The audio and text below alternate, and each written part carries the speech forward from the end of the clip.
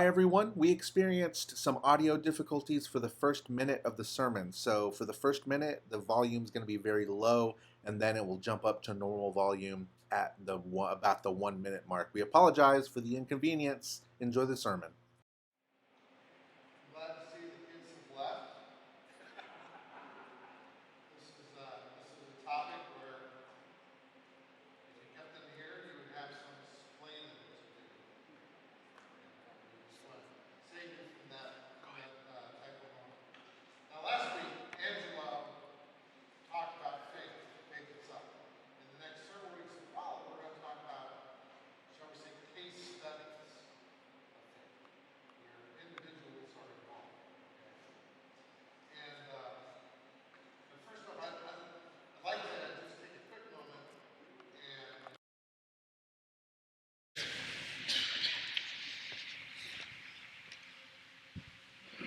first off, faith generally has a need. And someone says, yeah, I need to rest. And then faith has an object. Oh, this looks like this could hold me up. Belief.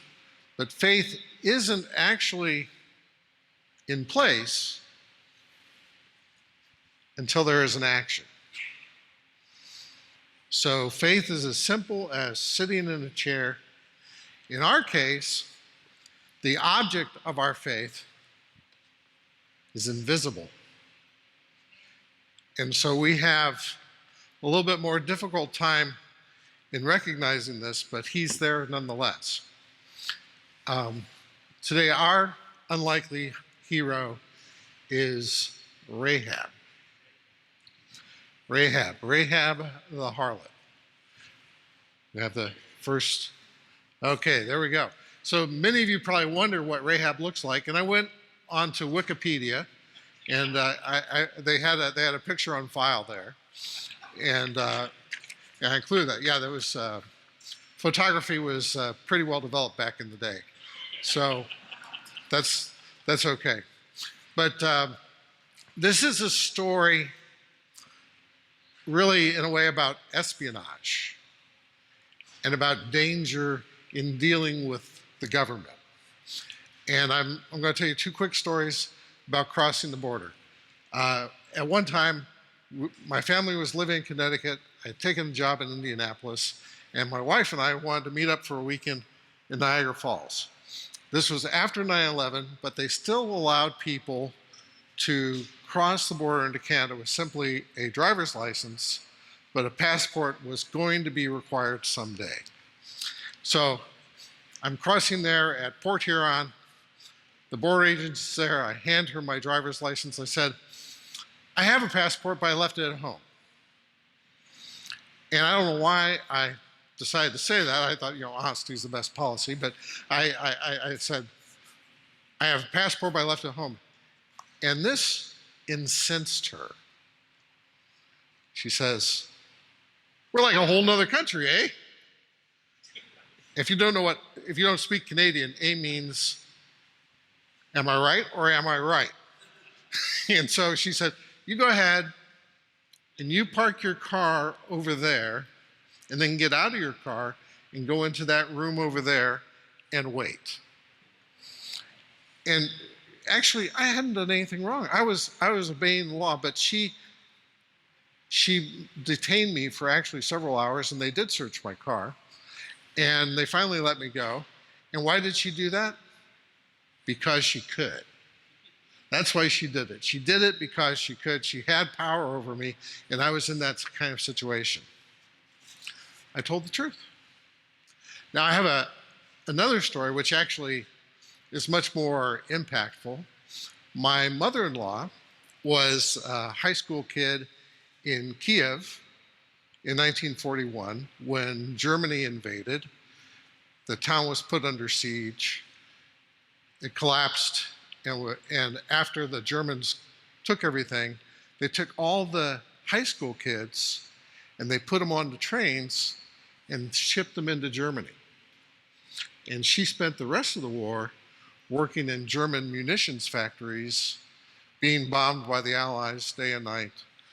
And when the war was over, she had survived, and she was actually enjoying some little freedom.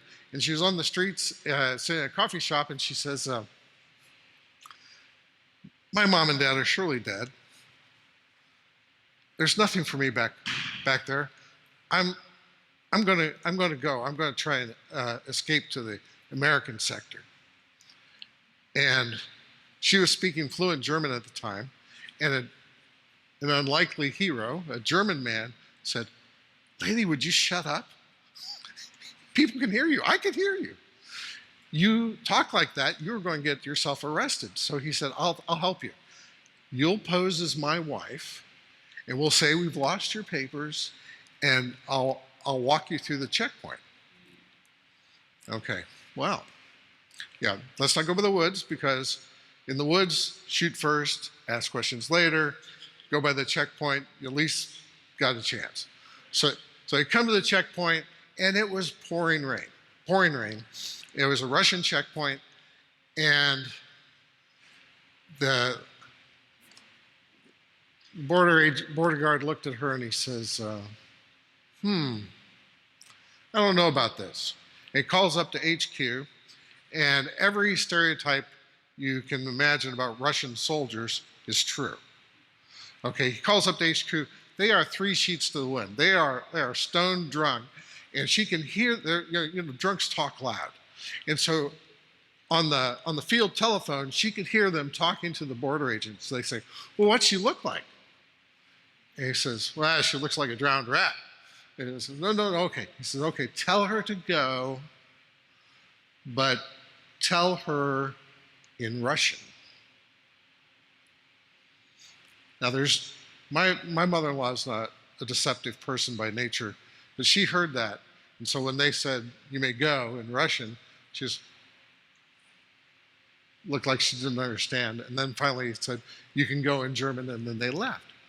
Now, she deceived this border guard, and I don't fault her for this. Okay, first off, had she been detained, had she been returned to the Soviet Union, Stalin executed every one of those displaced people who returned, because as far as he's concerned, they were traitors. And so her life would have ended had she not deceived that border guard.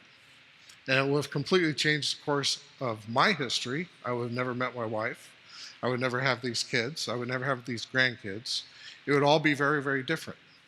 So her story is very, very important to me. Now, we're going to consider Rahab and Rahab's faith.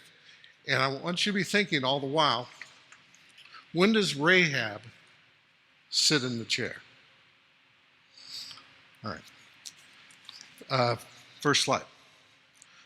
And Joshua, the son of Nun, sent 2 men secretly from Shittim as spies, saying, "Go view the land, especially Jericho." And they went and came to the house of a prostitute whose name was Rahab, and lodged there. Shittim. Shittim means acacia grove, acacias. Acacia wood is the hardest wood. It's what all the furniture in the tabernacle was made out of, the Ark of the Covenant, of course. When you cut the tree, the inner part of the wood inside looks red, like blood. It is something that never rots. So I think that what's implied there is he picked 2 of the most faithful men that he could find. Now, the first time they sent spies into the land, they did it quite publicly. They had every tribe send a representative, and they sent them all out publicly, and publicly they returned, and that did not go well. So in this case, Joshua says, "I'm going to pick 2. I'm going to pick my 2 most faithful men." Now, the 2 tribes that came out on top the first time was from Ephraim, which Joshua himself belonged to, and Judah, the Caleb. And so I suspect that when he picked 2 spies, he picked one from Ephraim and one from Judah, but he picked 2 faithful men that he knew he could trust. Well, go back to that slide. it says on the very next thing, it says, they entered the house of a prostitute named Rahab and stayed there. Now, I don't know what you're thinking, but I'm thinking this story has gone from bad to worse. They appear to have quickly gotten sidetracked and forgotten about their mission. But I'm not so sure about that. I think though a question comes to mind is, what were they doing there? How did they get there in the first place? And was this a good thing or not? But we'll see. Okay, the next slide. Rahab goes all in. Next slide. So the king of Jericho sent to Rahab saying, bring out the men who have come to you, who have entered your house, for they have come to search out all the land. What this tells us is that practically as soon as these two spies entered the gate, they were blown. There was no way that they were able to disguise themselves enough that the people of Jericho couldn't see that they didn't belong. And this happens.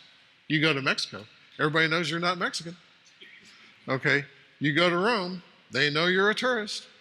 So they walked in through that gate and they were immediately blown. And I think, and that it doesn't say this specifically, but I think Rahab anticipated that spies would come. And I think the reason why they were at her place was when they came through the gate, she walked up to them and said, welcome, Israelites. You need to come with me. And at that point, they know that they have no choice. They're coming with her, or else they're going to be exposed right there at the gate where all the guards are. And so I think that's how they ended up in her place. But the woman had taken the two men and hidden them. And she said, true. The men came to me, but I did not know where they were from. Next. And when the gate was about to be closed at dark, the men went out. I do not know where the men went. Pursue them quickly, for you will overtake them. Now, let's keep in mind here that Rahab was a prostitute. These men that came to her door were law enforcement, right? They were law enforcement. They were the NYPD in Jericho. And one thing you know about law enforcement is they know who the prostitutes are. These two groups of people know each other very well. They interact frequently. And so when she says they were here, but it was only a short time and now they're gone, this story is completely believable. All right? Because that's the way it is.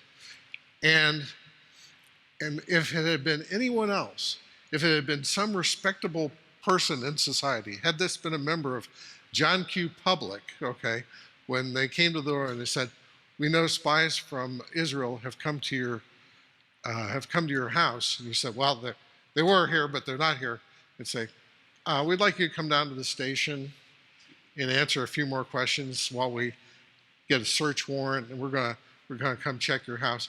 We know that story is not believable if it came from anyone else but someone like her, someone who only entertained people for a brief time. Okay. Now, it says she lied, right? She lied. But can we fault her for this? As if she had said, oh, yeah, sure, they're right upstairs. They're on the roof. They're under the flax. That's going to be it for her. But she had brought them to the roof and hid them with stalks of flax that she had laid there on the roof. Now, as we think about this story, we of course realize that Rahab is a liar, but who told this to Joshua so that it would be recorded. It wasn't the spies. They were out of earshot. They were up on the roof. It wasn't the guards. They were in Jericho. The person who told the story that she lied, told actually the truth about lying, was Rahab herself.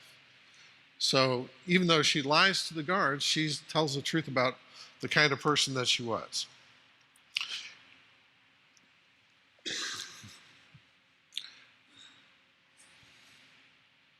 So the men pursued after them on the way to the Jordan as far as the fords, and the gate was shut as soon as the pursuers had gone out. Now, why did she contact these men? Why did she bring them into her house? It's because she had a request. She had a need. And so she says, I will need to make a deal. Next slide. And we have various examples of prayer of salvation in Scripture. And let me put it to you that this is Rahab's prayer of salvation right here. Look at what she has to say.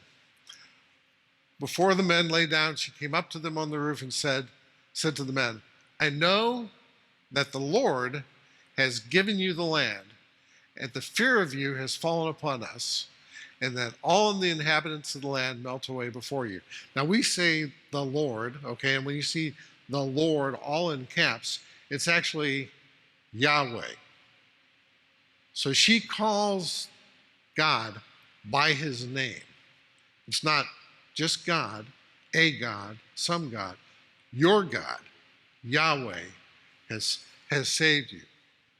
He's given you the land.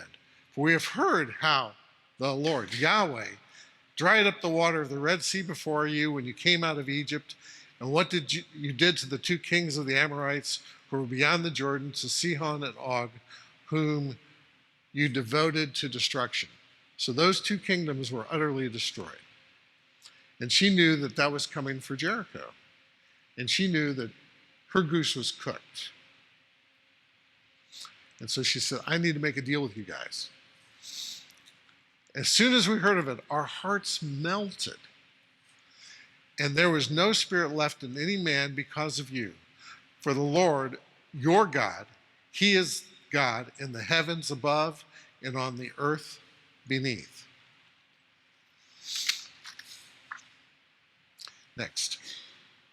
Now, then please swear to me by the Lord that as I have dealt kindly with you, you will also deal kindly with my father's house and give me a sure sign. She knows that her future is bleak. Destruction, death are imminent. And she needs to meet and make a deal with not just Israel, but the God of Israel to save her life. And she uses these men as her envoys. This, I believe, is why she was at the gate waiting for them and made sure that she could come to them and have this conversation. She wanted to save herself, but not just herself. She wanted to save her entire family. Now, we look at her and we say, she has limited knowledge, but she acted on that knowledge that she had. It was enough for her to know that she needed to make a deal, and she needed to throw her hat in, so to speak, with the people of Israel. So what's it say? It says, then she let them down by a rope through the window. Doesn't this seem like a scene out of Indiana Jones? Dun, dun, dun, dun, dun, dun, dun. She throws the rope. Now, I'm thinking she's used this rope before. She didn't have to go to the market and get a rope. She's used this rope before. Either her customers, her clients have used this rope, or she's used this rope, but she's used this rope before. That's why it's so handy. It's maybe already attached to a hook on the wall. It's just throw it out. And so she let them down by a rope through the window, for her house was built into the city wall. So she lived on the wall. Next slide. And she said to them, "Go into the hills, or the pursuers will encounter you, and hide there for 3 days until the pursuers have returned.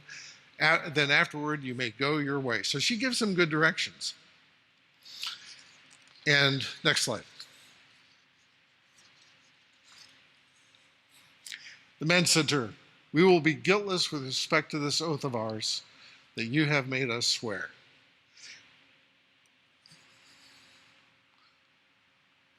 "Behold, when we come into the land, you tie this scarlet cord," so her rope is already red, "in the window through which you let us down, and you shall gather into your house your father and mother, your brothers, and all your father's household." So her deal was not just for herself, but it was for her entire family. And this is the part that I think sets her apart from almost everyone, okay? She throws out the rope, she lets the spies down, she knows where to go to escape the posse. Why didn't she go down the rope with them? I'm sure she's done it before. She doesn't go because she wants to save her entire family. Mom and dad, brother and sister, and their kids. I'm pretty sure she had no kids of her own, because if she did, that would have been the first thing out of her mouth. Save my children, right? That's the way people are. Save my children. But she has no children of her own, but she says, "Save my father and brother." Now, let's pause for a second. What relationship do you imagine she had with her family? Yeah. That mom and dad did not sit around with their friends bragging about their daughter Rahab. Now look at my daughter. She's got a great business going. Yeah. Now everybody likes her. Everybody knows her name. No, they are not happy about this. She is more than likely estranged from this family. And yet, she seeks to save them from certain destruction because they are hers. And it doesn't matter how they feel about her. She's looking to save them too.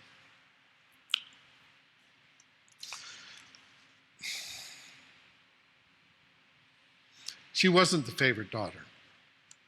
No, she was estranged. Now the story continues,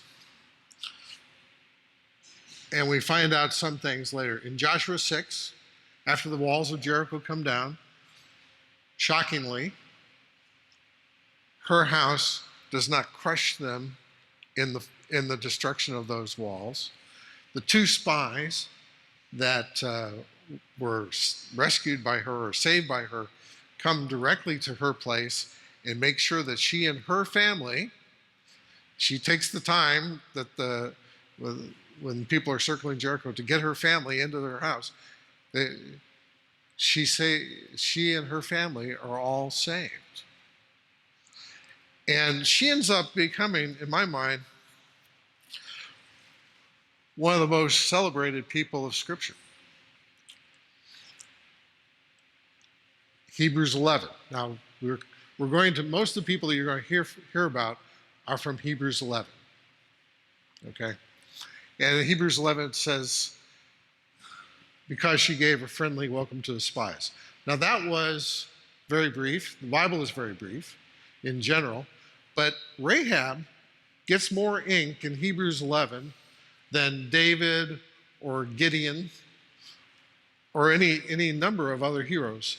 She is well regarded. She is also well regarded by James, the brother of Jesus. And he says, it's not important It's not enough to have belief, but your belief has to have action. I will show you my faith by my works. Now, the action of faith is, like I said, it's recognizing what needs to be done and doing it, sitting in the chair.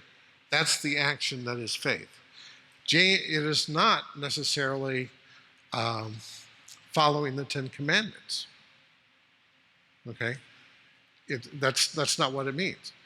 When he says, my faith is made perfect in works, he gives two examples. One example, Abraham, when he offered his son in sacrifice. Now, today, what would we call that when you tie your son up and you put him on an altar and you're holding a knife and you're ready to drive it down into a chest? We would call that attempted murder, right? So this is not actually following God's law today. This is, thou shalt not murder is something that Abraham was not doing. But his action was an act of faith. He was ready to follow what God told him to do. Rahab, what was her act of faith? Well, when the guards came to her door, she lied. She said, "Oh yeah, they were here, but now they're gone. You head out the gate, you might catch them." So she lied, but it was an act of faith because at that moment she went all in. If they decided, well, we're just going to have a look around anyway, she was cooked. The safe play at that moment was for her to say, oh yeah, they're upstairs, take them. Because these men have all power over her. But she did an act of faith by telling them to go away, to save the lives of the spies. Rahab is mentioned 3 times in the New Testament. Joshua, certainly a much more prominent figure in the book of Joshua and in the 5 books before it. But Joshua is only mentioned in the New Testament 3 times. They get the same ink in the New Testament. But most surprisingly, and I sometimes, when I think about this story, if you were to take the book of Joshua and you were to pull the whole story of Rahab out of it, does it change history? No. They still circle Jericho, the walls still come down, they still conquer Jericho. Nothing changes. The only thing that changes from having Rahab's story in the book of Joshua is her family. She and her family are saved because they made a deal with the Lord ahead of time. Okay? And I think that this is actually a picture of God's mercy that he wants us to recognize and rejoice in for all the ages. And he says, I want to reward that act. And I want her name to be remembered for all time. And so she is. If you go to the genealogy of Matthew, it's unlike actually any other genealogy in the Bible. This man had this son, who had this son, who had this son, who had this son. In that genealogy, 5 women are named. Tamar, Rahab, Ruth, Bathsheba, and Mary herself. She is actually elevated on the same plane, in my mind, in this genealogy as Mary. And why? Well, all 5 of those women have been accused at some time or another of having kind of a checkered life. Even Mary, particularly by Jews. Okay, they don't believe in the virgin birth. So these 5 women all have a checkered past. But these 5 women are in the genealogy of Jesus himself, which makes them outstanding examples. And every Jew knows that Rahab is David's, I believe, great-grandmother. So she's noted not only in the Christian world, but also in the Jewish world, because she's the great-grandmother of David the king. So what does this have to do with Father's Day?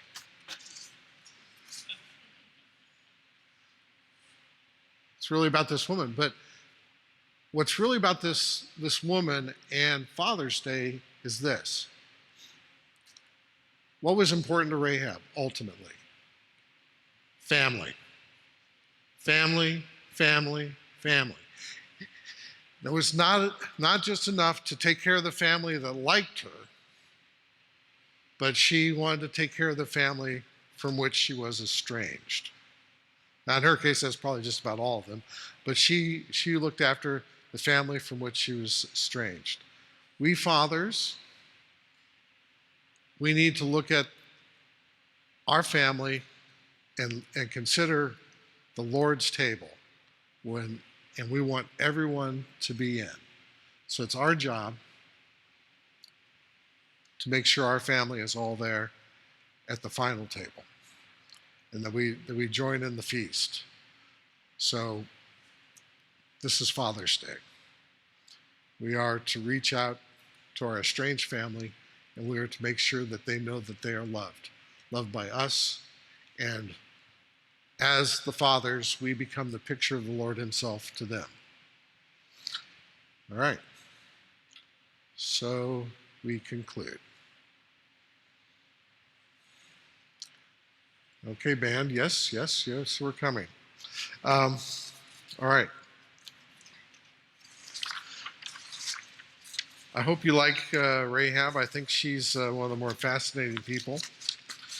And I once went to a lecture while they're coming up of a Jewish professor of New Testament studies at Vanderbilt University, and she was going to talk about relationships between Christians and Jews, and I had this Jewish friend at work, and I was going to this study with him. I said, she's going to talk about two women.